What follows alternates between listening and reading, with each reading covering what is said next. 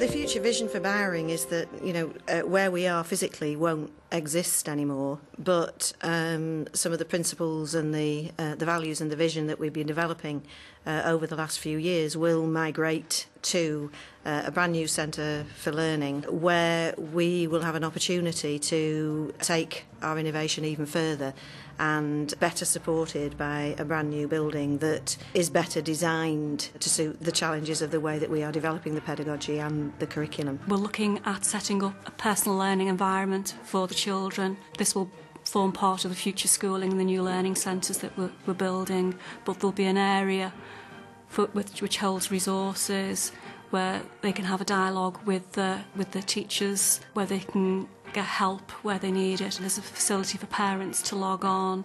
What we're looking at trying to provide is that if a child is off school with an illness that is contagious but not necessarily debilitating, that child can still carry on its education. I've been meeting with the other centres for learning leaders so that we are collaboratively trying to plan across the borough how we will integrate the experiences for the children and how we can enhance them by working together in collaboration across the whole of Knowsley. We're hoping to create a library of resources that staff can dip in and out of then as we move through each year, and then hopefully, if we can, build up partnerships with other schools in Knowsley, so we'll have a whole library of resources there that anybody who's in the teaching profession will be able to dip in and out of and use according to their practice. Learning in the future will not be about content. If you take the sum of all knowledge we have today, in 2020 it'll be 1% of all knowledge we have.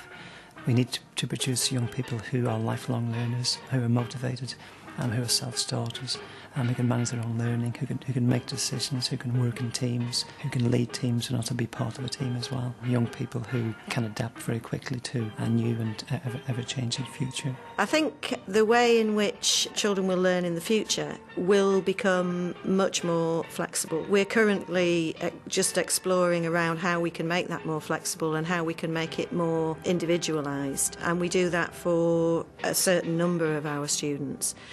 But I think we are still constrained to some extent by the law and by the constraints that we haven't yet reached the full capacity of the potential of ICT to support learning. And I think as that develops and as the structures, not just within the school, but the structures that bound a school start to be flexed, then I think the children will be able to learn in much more flexible ways, be able to learn more from home, but register their attendance, will be able to learn at different times. The next part of the journey will be scary, but it will also be incredibly exciting. So along with the challenges come a lot of opportunities.